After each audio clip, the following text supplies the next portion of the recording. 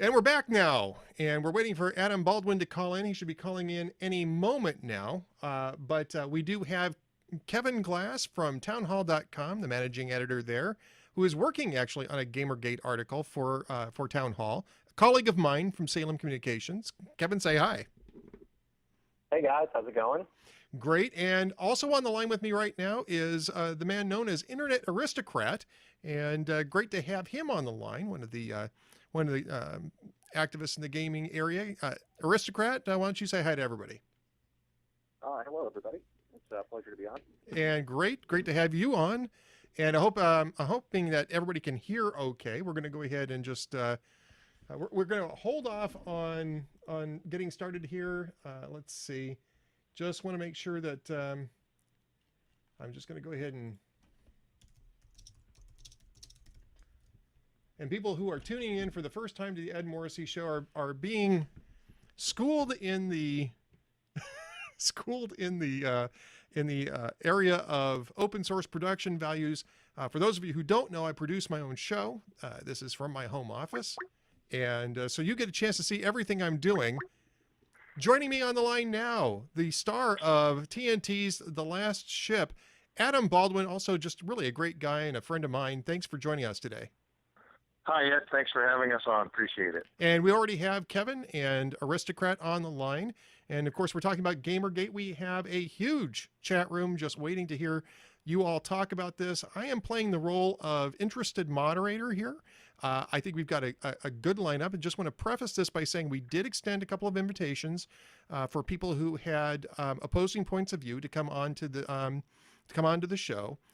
We did not hear back from them, so we are proceeding nonetheless because this is an interesting topic. And at the beginning of the show, and Adam is a friend of Dwayne Patterson's as well, and Dwayne was doing his best to troll everybody in the gaming community. But this is, I mean, there are parallels to what happens to conservatives in the political arena here in terms of having political correctness imposed on you, and also in terms of having a media that may not necessarily operate under the best of ethical provisions, Adam. And so this is a story that I think is a very intriguing media story and a very intriguing story about politics. Yeah, I'd like to focus on the most important part is the journalistic aspects of companies that are basically in business to make ad revenue, providing information to gamers, and for them to go to war with gamers over their complaints seems, well, quote unquote suicidal or professionally suicidal, as some people have said out there. And I just don't understand.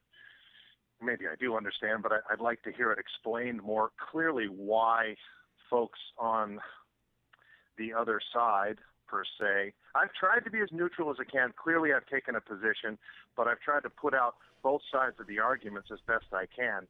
And I just like, it's shocking to see the vitriol and the silence that has descended upon what could be a very productive conversation. Aristocrat, your perspective on this as a gamer, as somebody who's very active in the gaming community, I'd like to get your take on this just to start us off here, a brief take on this. And I mean, do you feel like this has been a huge issue in the gaming journalism area? Well, yeah, for years now, people have always had concerns about the ethical standards of different gaming media outlets. There were different events that have happened. One was called DoritoGate, which was kind of an example of corporate sponsors kind of pushing or interceding into game reviews and kind of intermingling the two. And it was seen as kind of like, oh, look, you know, they're in bed and we can't really trust them. But it was somewhat dismissed. This, I think, what's happened over the past 2 weeks has been just a very clear and very blatant example of just how corrupt not only gaming journalism is, but game development is, at least on the indie level. I think what shocked people the most about it is just how upfront it is, how much evidence is out there, how much these people have left traces of it all over their social media accounts. There's no professional barrier between different reporting outlets. They all know each other, they all talk to each other, and the connections are just they're myriad, and it's really shocking when you look at it. This all began with a blog post from a disgruntled ex-boyfriend from a man named Aaron. And if it had just been that alone, nobody would have cared. It would have just been a typical story. There are millions of them on the internet. It's not important. But it was the names connected to it that really caught interest. It was different journalists and different indie developers.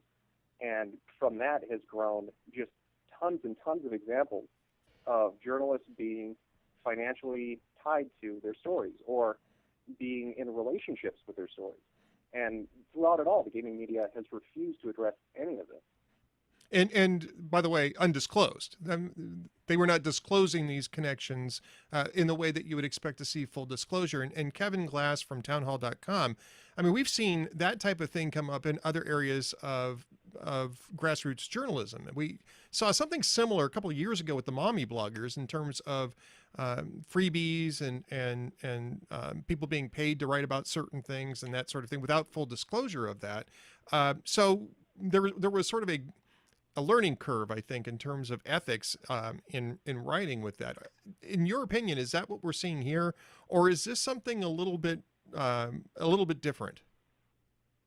So I think there are two good analogs for what's going on in the gaming journalism community. One in the broader, let's say, movie journalism community, and one that I think that we can all recognize an analog in the political community.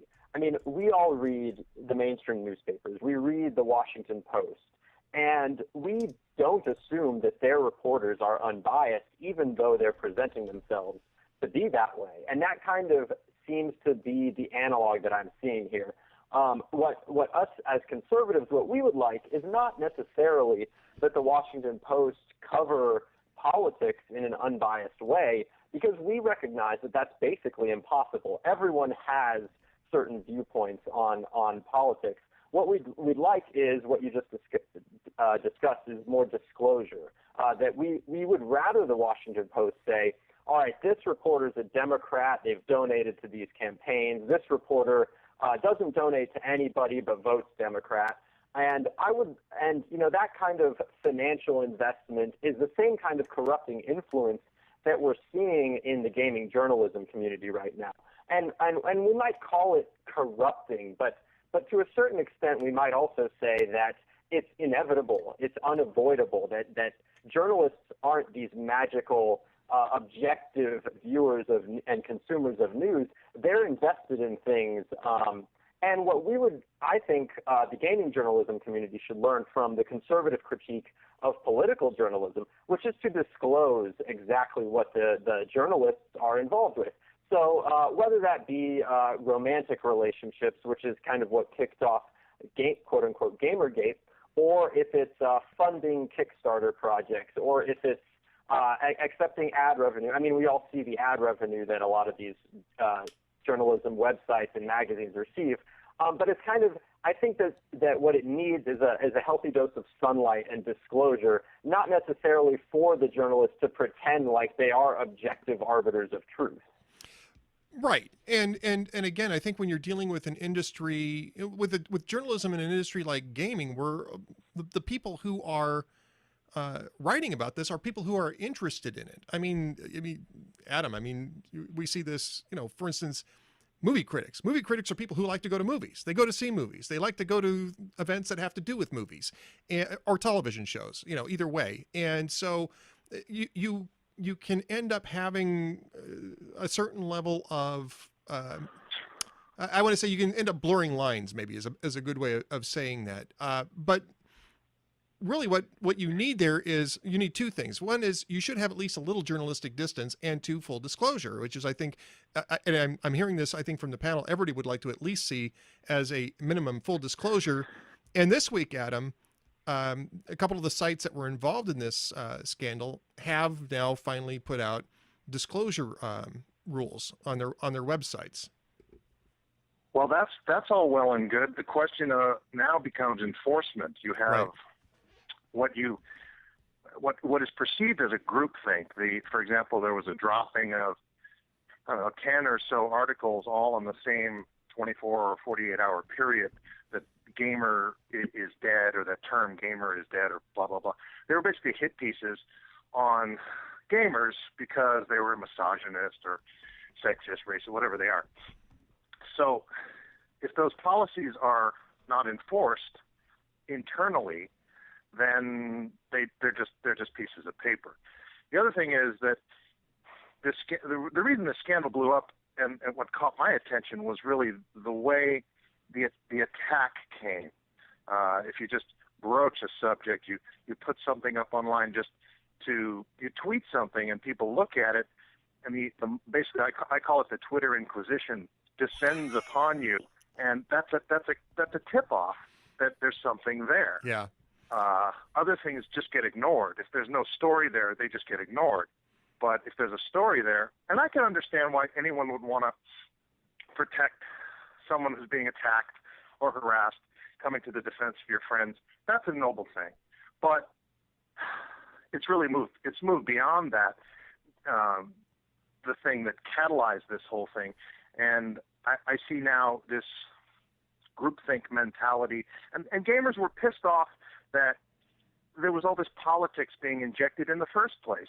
You want to go and read about games. You don't want to be preached to about you being a misogynist, or you're watching games that don't have enough women in them or treat women poorly. I mean, I was in Firefly. Firefly treated women both poorly and very well, very nobly. So there was a balance there, and I don't see that show getting attacked. There's a video online that which you sent me. Yeah, it's a great video. Juxtaposed the two very well. So it's natural backlash that's coming from people who just want to learn about games. I love games. I love gamers.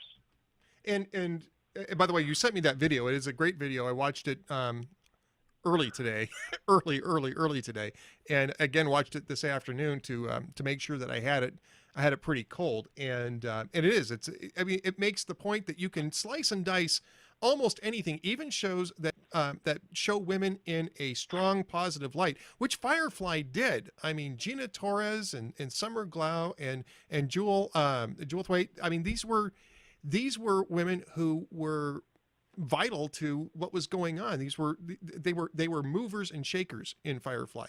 But you can slice and dice that show to make them look like victims and just objects and that sort of thing. So the video that you sent over to me, Adam, is very good about showing how that can be, how the hypocrisy of this can really arise. Now, Kevin, I was talking to you earlier, and you said, and you think that misogyny is actually an issue in the gaming community. Yeah, I do. I mean, go into any, lobby for a first-person shooter, and there will be people saying things that I wouldn't want my mother hearing, or my wife hearing, or my daughter hearing. Or and I should stop you for just a moment. My mother is actually in this chat room. I just want to make sure everybody knows that. My mother's actually in this chat room, so if you're going to call me names, that was lame. I'm sorry. Go ahead, Kevin. I thought that was funny, so go ahead.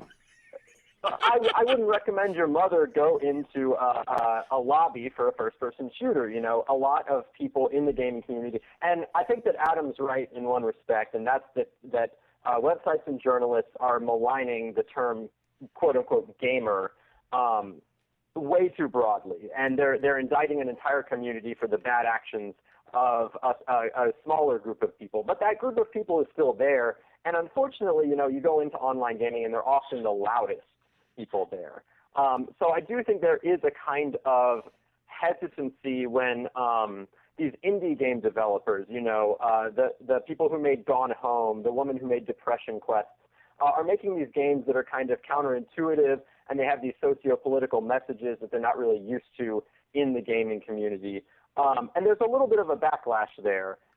I don't think that it's necessarily necessary to indict the whole community for that, but I do think that some people are trying to protect quote-unquote gaming in this pure apolitical way that might not be healthy in the long run for the gaming industry.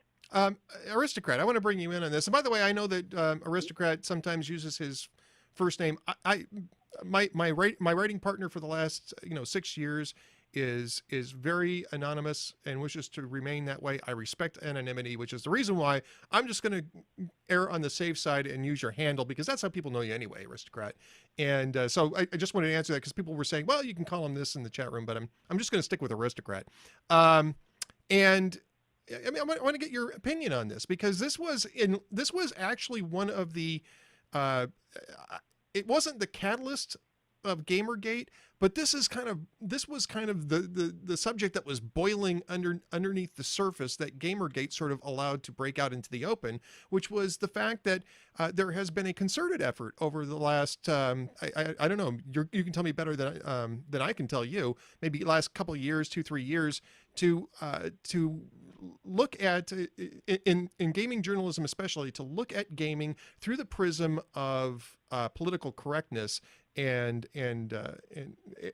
women's I don't want to say women's rights, because women have perfectly equal rights in gaming as anywhere else, but in the way that the community treated women. I really want to hear your input on this, because this is the thing I think that really gets everybody heated up on this.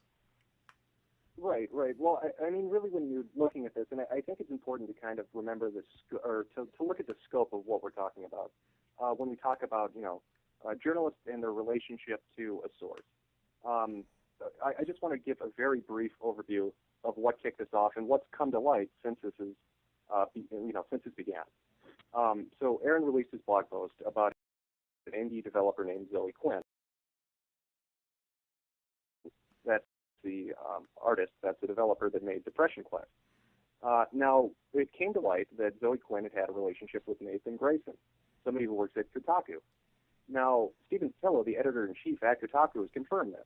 He went on to make a statement that, yes, Nathan did, in fact, have a sexual relationship with Zoe, but he states that it happened after the piece of public press, the positive press that he released.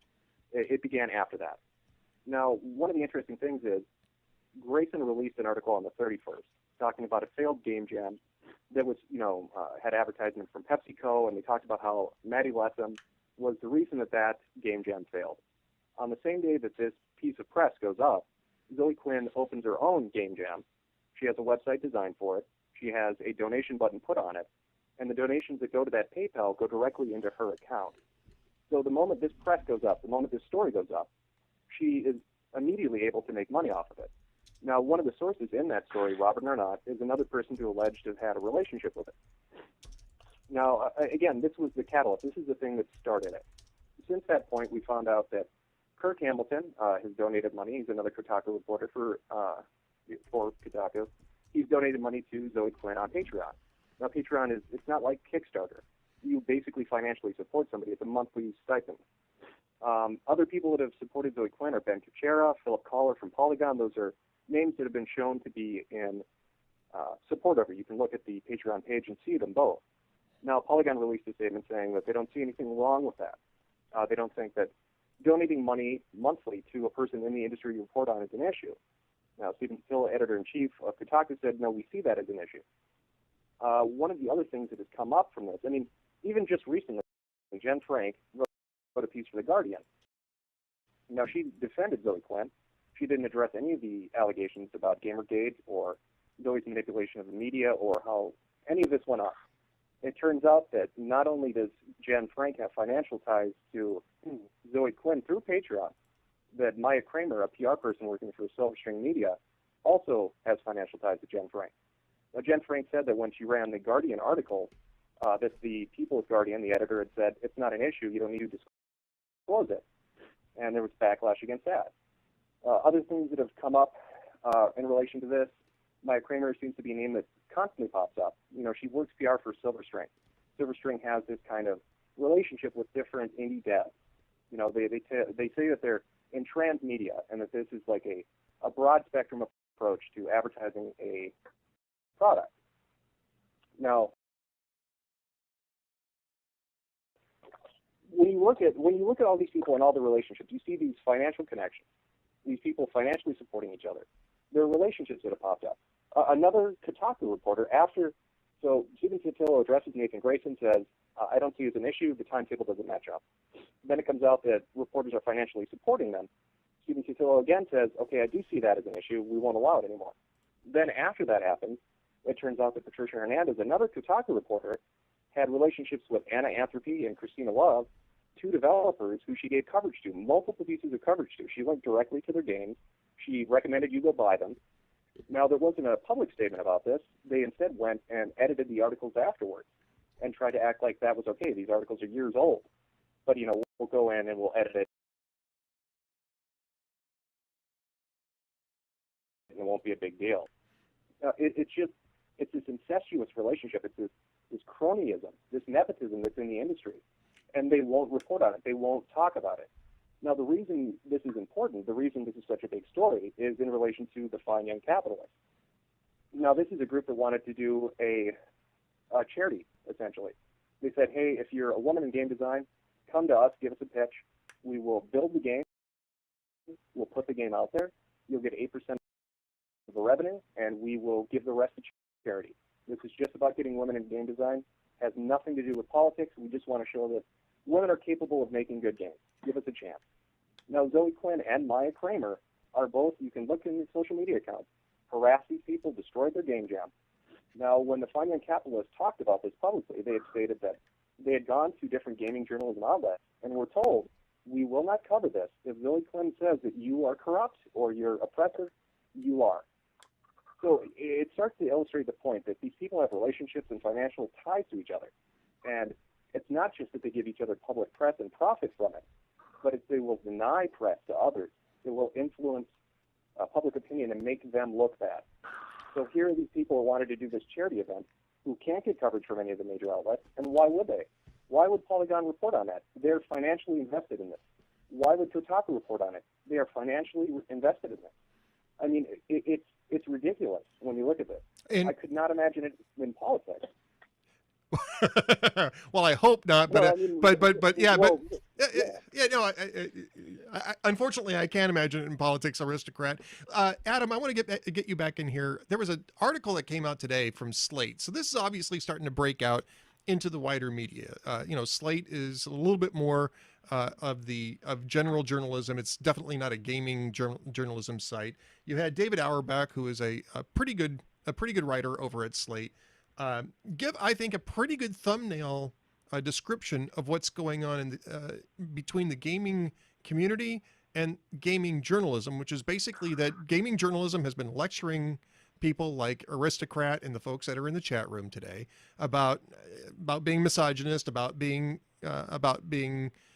irredentist, I don't know, free thinkers, whatever you want to call them, Masons, who knows? And frankly, they're tired of it, so they're going elsewhere. They're talking amongst themselves. They're starting up their own grassroots efforts to cover these things, and they're basically ignoring gaming journalism, and therefore gaming journalism is on its way to being dead.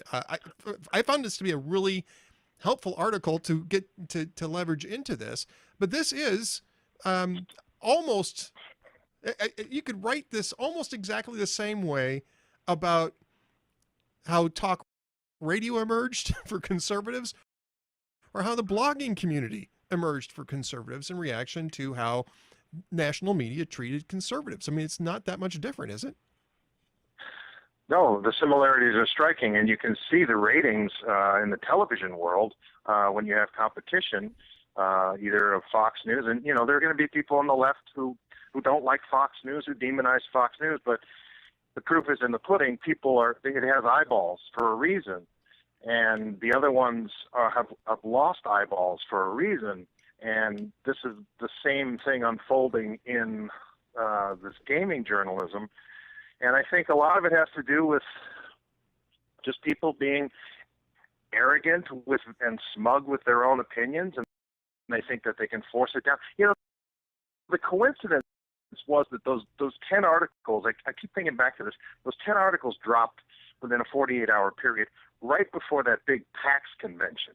So it seemed like it was a PR campaign to go into that PAX convention, that they were going to talk about it there, but this GamerGate sort of short-circuited that. And that's why it was stunning. So there was something afoot. It just, Occam's razor says that the simplest explanation is the one you go with, and it just smells bad. There's smoke there. Yeah. Now, Kevin, I mean, you're going to be writing about this at Town Hall. Is that correct? Yeah. And I get what you're saying. I think that, you can look at anything and you can say, well, there's elements of this in an audience, or there's elements of that in an audience. And you and I have been professionals running websites for a long time. And and I know that it's one of the least legitimate ways that you can criticize someone by pointing at their comment section and saying, well, you've got some guy. I mean, we just had one that we had to bounce out the other day, unfortunately, who just was, well, we run into these folks every once in a while. They're trolls, and when you find them, when they emerge, you kick them out. But you can't judge hot air by the behavior of a few commenters. You can't really judge the gaming industry either, or gamers, by the actions of a few immature people who just can't handle themselves online. That's my take on this idea that there's this deep misogynistic thread that runs through gaming and gamers. And I say that now, full disclosure, as somebody who is not immersed in that culture either, but just I'm always leery about these types of blanket attacks and blanket analyses of how games work. And there's this, gamers and gaming is part of the patriarchy sort of approach. I just find that to be very, very facile, I guess is the best way of putting it. Right. I would say that you're right, that you can't indict hot air for the bad commenters. You can't indict Town Hall for the bad commenters. I would say what's probably more likely it's that gaming kind of originated and has continued to exist as a largely male-dominated industry, at least on the consumer side, right? So, and you look at even top-level quote-unquote professional gamers. We think of games like Pokemon as games that trend more towards the feminine side of the spectrum, but like the professional gamers are still all male. And so the game developers really make games for men or men or boys. I'm not exactly sure what the demographics are. Just because that's what their audience is. And in response to that, gaming has been getting more mixed in recent years, and you see women and feminists and other people on the social justice end of the spectrum critiquing kind of the way that gaming has evolved as an industry. And I'm not going to say that it's because of misogyny or because of patriarchy or anything like that. It's just kind of a historical accident that games were adopted by males and have been made for males. And now it's kind of just moving to the point where they're saying, oh, well, why don't we make more games for women? And a lot of these indie gamers feel like they've been shut out of the mainstream of gaming because, that is male-dominated, and they feel like it's harder for them to gain a foothold there than in making some of these indie games that kind of spurred this. I want to ask a question of Adam. Is that okay, Ed? Sure, yeah. Because we talked about the kind of surge of coverage for a game going into the PAX convention, right? And it almost looked like a coordinated assault. And I wanted to ask him, in his professional experience, does that happen in the non-gaming industries? Does it happen for movies heading into Comic-Con or something like that, where it looks like a certain movie is getting a lot of great coverage, and maybe less coordinated, even when it might just be an accident? Well, there's a difference between a coordinated PR push for a movie or a TV series than for a political campaign that's couched as reporting. See, that's the problem. It's pretending to be journalism, but it's really a political agenda that's being forced on the community. And it's almost as if there just weren't experienced enough journalists doing it. They were like hack bloggers, and they didn't think they would get caught. Yeah, I mean, I think that's sort of that's been sort of my impression of this, is that what you've got people who were inexperienced at doing this didn't understand how, you know, when there was a lot of attention being paid to it, how it would look. I want to turn to Aristocrat because there's a point that Kevin brought up, and I want to make this really clear. I mean, gaming is an art form. It's a social structure, just like any other, just like movies, just like television, just like music. And it's fine if feminists want to pull this apart and have their say on it. I mean, that's part of what a free debate is about. I think the issue here, though, and I'm going to ask this specifically to Aristocrat, who's immersed in this, is that the journalists all seem to just take up that cause and started, in the words of somebody who just tweeted this to me, have been sort of coalescing into an attack group on the gamers that are really should be their customers, their readers, the people that they want to trust them. And I think that's the difference, is it not? That's what the GamerGate problem is that you have all of these, if you want to call it social justice, if you want to call it, you know, feminism, whatever you want to call it, you have all this coalescing, and it's like the journalism world just decided that they were going to adopt this and lecture people about it rather than do journalism. Is that more or less what you were, more or less the main complaint here? Well, no, I wouldn't say it's the main complaint, but I would say it's one of the major complaints. Yeah, it's the attitude of these journalists to, rather than address the issues that are taking place, rather than coming out and talking about the corruption, talking about the different connections, and saying we have to take a stance on this ethically. Instead, to turn it around on gamers and say the only reason you're interested in this is because you hate women. The only reason you're interested in this is because you're a nerd, you're white, you're male, you're privileged. This is kind of the message that has been bombarded against us. You know, when Adam was talking about these different articles that dropped, yeah, there were about 10 to 12 of them in the span of about 24 hours, some that were minutes apart. So it makes you wonder, when you're looking at that as an outsider, are these articles being released because there is a concerted effort by a PR firm, or, you know, is there some kind of collusion going on? Or are these journalists so devoid of any ethics that they're just plagiarizing? Are they just lifting each other's words? Because the articles are so similar. If gamers are dead, gamers is not, you know, it's not something for the future. We need to make gaming media that's going to be, you know, artistic and socially relevant rather than a consumer product. They're trying to make it into their own political playground, and that is one of the major complaints. But it backfired on them. I mean, you know, kind of growing up aside the GamerGate issue over the past 2 weeks has been Not Your Shield. And that's a ton of people just frankly coming out and saying, listen, I'm black, I'm gay, I'm transsexual, I'm a feminist. Stop talking for me. You people are insane. I'm a gamer too. This has nothing to do with what's going on. This is about corruption. People have just had enough. They're sick of being lectured to, and they want them to address their own failures. And they're so blatant, they're so open about it. That's what's so infuriating about it. Greg Tito, the editor-in-chief at The Escapist, released a statement saying, yeah, we ran a previous story on Zoe Quinn. We didn't fact-check any of it. We took her word for it, and we ran the story. Because we have an agenda. This is what he personally said.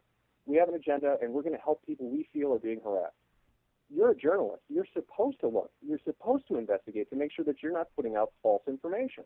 Right. Now, he later went on to say, that's my own personal opinion, you know, as if his boss stepped into the room and said, what the hell are you doing?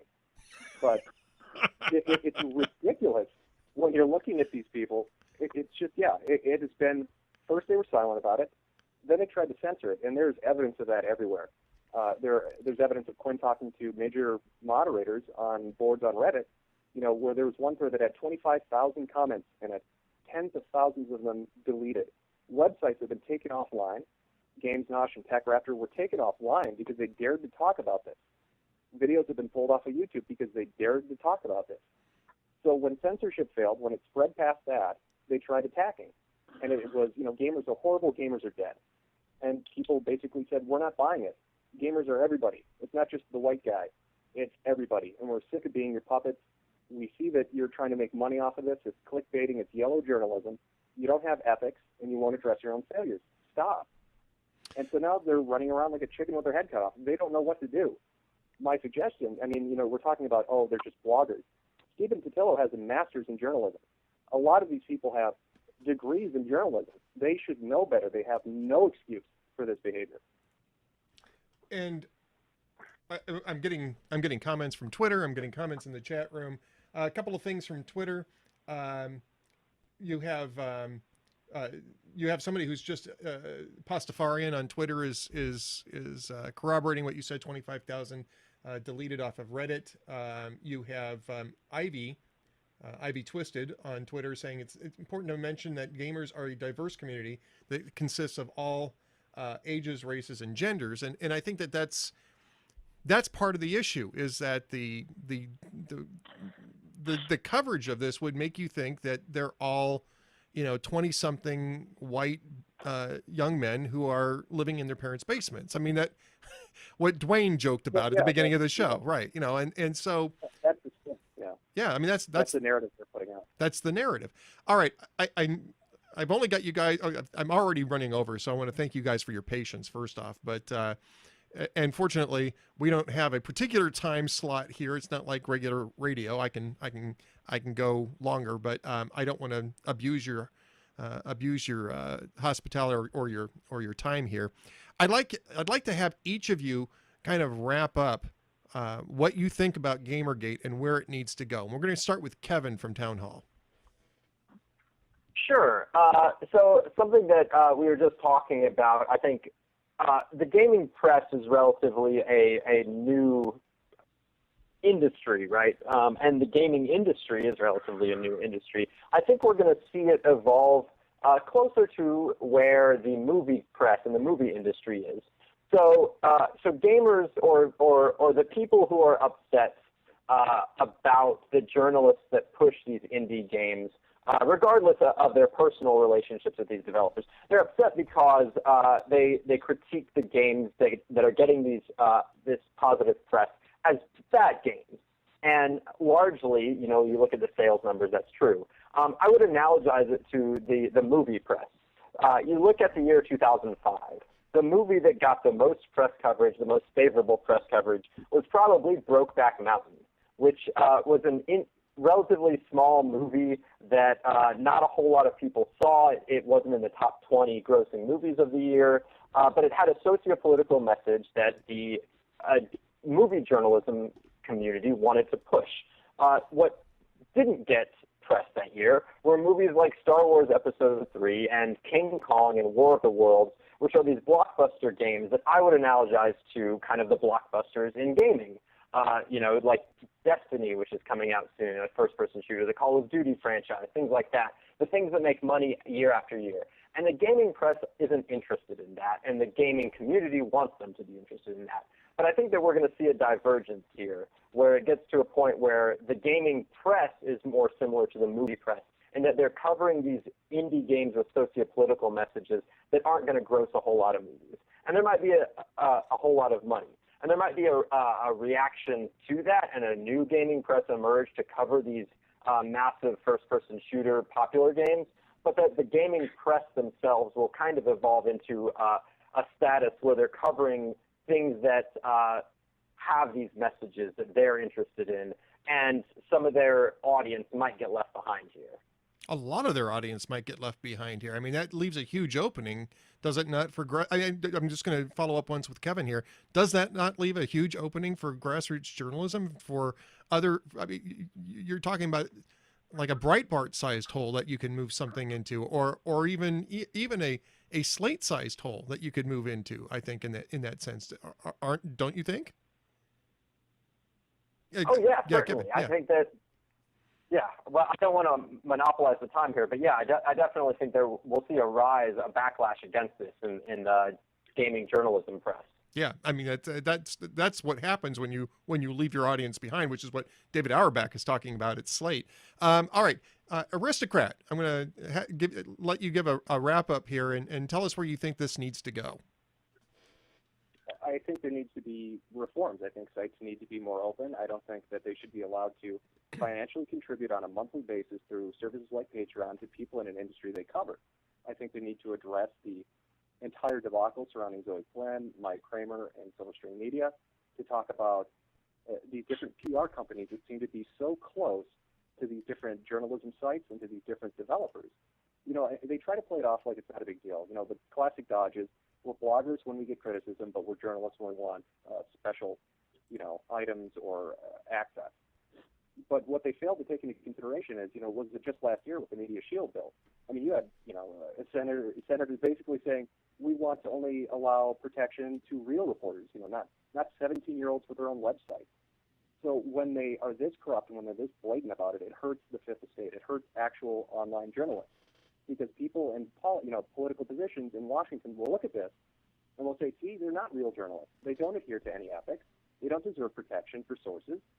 It creates a major issue. They're not seeing the bigger picture and the damage that they're doing to other journalists online in different industries. It is a dangerous precedent to set. People are sick of the narrative that's been spun at them. They don't buy it anymore. You're calling us misogynists and sexist and pigs isn't going to work. Demonizing us as nerds doesn't make any sense. We're your customers. I don't know what your advertisers are thinking doing business with you, but it will not be profitable in the future for you to continue this. All right, Adam, I'm going to have you have the last word here. Where do you see this going, and what specifically needs to happen right now? I see the adults stepping into the room now. I see some editors and some major journalists. This guy, I haven't had a chance to read the article. Eric Kane over at Forbes just put one up. So it's broken into the mainstream. It's a real story. They didn't cover it up. That's good. That's a good thing. Sunlight is a good thing for these organizations because, frankly, a lot of them, they love games. They just got blindsided into this political agenda. And so hopefully this will just sweep that political agenda away, and these special snowflakes who've been called out on the mat and found out that there's competition out there in the real world, and they can't just live in their ivory tower and preach down to the lower slopes of Olympus, as it were. They're going to have to mature a bit. All right, so I want to just go around the room just to make sure we're promoting everybody. Internet Aristocrat, he's on Twitter at @INT_aristocrat, and you have your own YouTube channel, right? Yeah. I just put up random videos, nothing too big. I just kind of got, sucked into this like I think everybody else did. Well, there you go. It's just a huge story. That's getting sucked into things. That's how I became a blogger too, Aristocrat. So it sounds very familiar to me in an odd way. Kevin Glass at townhall.com. Of course, my Salem brother over there at townhall.com. You're going to have an article coming up on this. When do you think that's going to hit? Probably this weekend. Excellent. So keep an eye out for that. We'll have an article up on that at townhall.com. And Adam Baldwin, of course, is the star of TNT's The Last Ship. Where Are You, Nathan James was the last communique we got from that, Adam. When's the next episode come up? I mean, this is like a few months from now, is it not? It's a summer show, brother. We start filming again soon, very soon. So thank you for watching. Thanks for giving us this forum, Ed. Really appreciate it. It was very fair. I wish the guys we had and the ladies that we had extended invitations to from the quote-unquote opposition had chosen to come on and had a conversation. They would see that we're not mean old misogynists. We're just seeking the truth. So thanks for providing the forum. Well, and I have to thank Adam because he did a lot of work in pulling this together too. So thank you very much for all your assistance in doing that, Adam. Take care. Take care. All right. Thank you very much, all three gentlemen, Kevin Glass, Internet Aristocrat, and Adam Baldwin. Thanks for being on today. Thank you very much. Thank you.